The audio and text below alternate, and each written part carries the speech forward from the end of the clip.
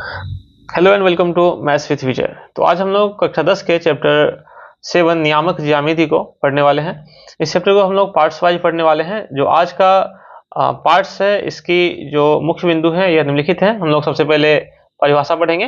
परिभाषा के बाद हम लोग क्वाड्रेंट अर्थात चतुर्थांश के बारे में पढ़ने वाले हैं।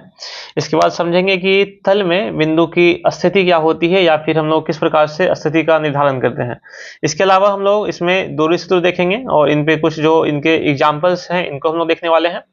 इसके बाद हम लोग मूल बिंदु से किसी बिंदु P एक्स वाई के बीच की दूरी को देखने वाले हैं। तो ये सभी चीजें जो है आज के वीडियो में कवर होगी। तो आइए देखते हैं, हम लोग स्टार्ट करते हैं परिभाषा से।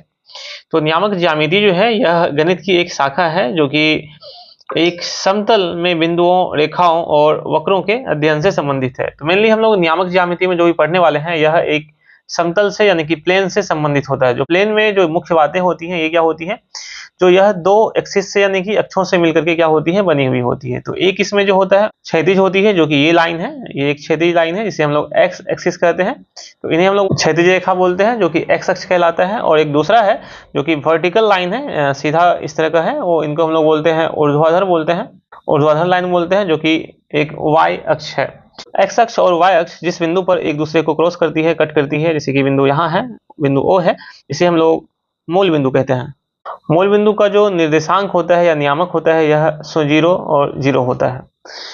यहाँ हम लोग देख पा रहे हैं कि जो यह 4 क्वाड्रेंट में बटा हुआ है, जो कि क्वाड्रेंट 1, क्वाड्रेंट 2, क्वाड्रेंट 3 और क्वाड्रेंट 4 है। क्वाड्रेंट को ही हम लोग चतुर्थांश कहते हैं।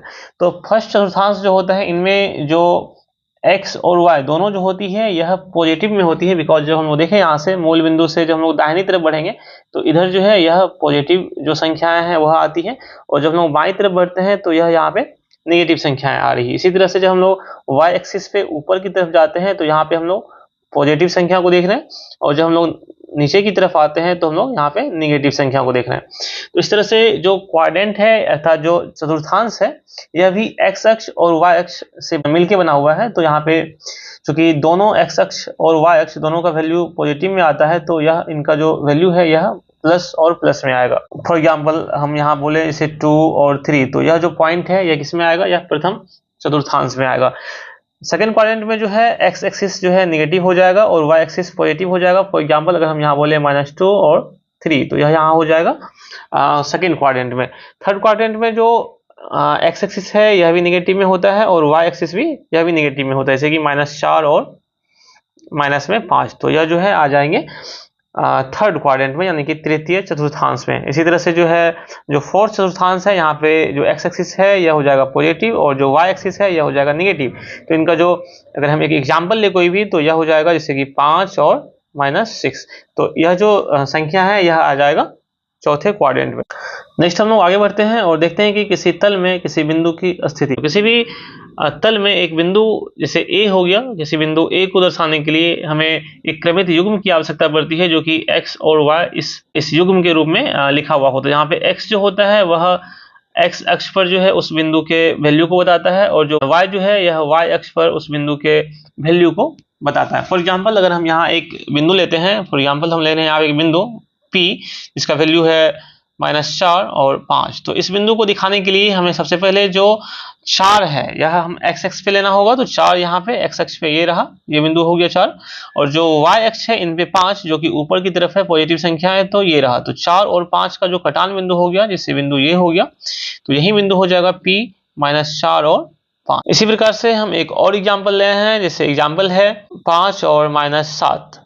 तो जो है यह बिंदु जो है इनको हम अगर प्रदर्शित करें इस तल में, इस प्लेन में, तो हम सबसे पहले x अक्ष पे 5 को मार्क करेंगे। तो यहाँ x अक्ष पे 5 ये रहा, और जो y अक्ष है यहाँ पे हम लोग -7 जो कि नीचे की तरफ है, तो 6 के बाद यहाँ हो जाएगी -7।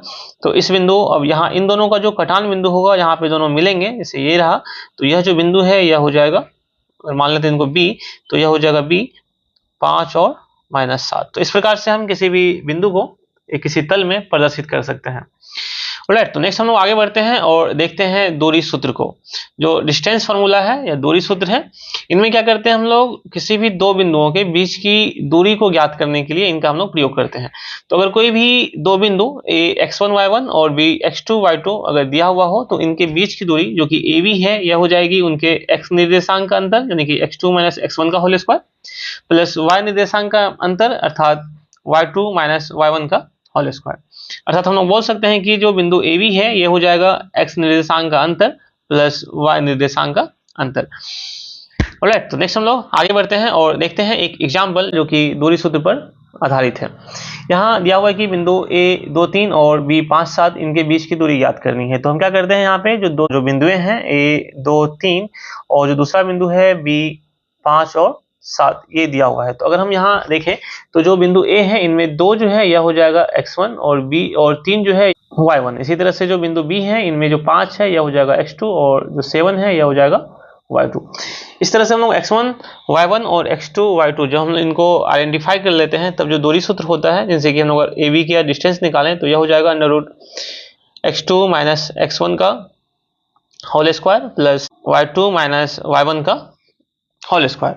तो जब हम इन फॉर्मूले भी नहीं रखते हैं तो यह हो जाएगा अंडर रूट x2 अर्थात 5 माइनस 2 इनका होल स्क्वायर प्लस y2 अर्थात 7 माइनस y1 3 का होल स्क्वायर। जब अगेन हम लोग इनको सॉल्व करें तो 5 माइनस 2 अर्थात 3 का होल स्क्वायर प्लस 7 माइनस 3 अर्थात 4 का होल स्क्वायर। जब इन्हें और फर्दर सॉल्व करें तो 9 प्लस 16 अर्थात अंडर रूट 25 और यह हो जाएगा 5। तो जो AB है, AB का वैल्यू हो जाएगा किन के बराबर, तो 5 के बराबर। यानी कि हम बोल सकते हैं कि जो बिंदु A और B है, इनके बीच की जो दूरी है यह कितनी हो जाएगी, यह हो जाएगी 5 इकाई हो जाएगी। इस तरह से हम लोग किसी भी दो दिए हुए बिंदु के बीच की जो है दूरी ज्ञात करते हैं। नेक्स्ट हम लोग देखते हैं जो मूल बिंदु O से किसी बिंदु P x y के बीच की दूरी। तो जैसा कि हम लोगों को पता है कि जो मूल बिंदु होता है, इनका जो निर्देशांक हो जाता है यह 0 और 0 होता है। और एक दूसरा बिंदु यहाँ हमें दिया हुआ है P x y। तो जो हमें पता है कि जो अगर हम इनके बीच की दूरी निकालें यानी अर्थात OP निकालें तो यह क्या हो जाएगी, तो x नियामक का अंतर का स्क्वायर प्लस y नियामक के या y निर्देशांक के अंतर का होल स्क्वायर। तो यहाँ अगर हम लोग x नियामक को हम लोग माइनस करें तो x माइनस 0, तो x माइनस 0 का होल स्क्वायर और प्लस अगेन y और y1 जो है यह हो जाएगा अगेन 0, तो y माइनस y1 अर्थात कहने का मतलब हो गया जो 0, y माइनस 0 का whole square.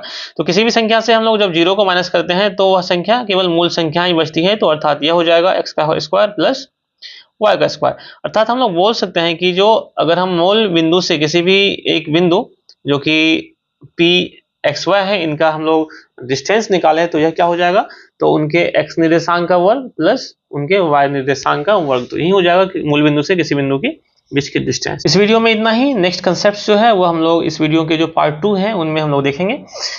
So thanks for watching and keep watching and keep learning.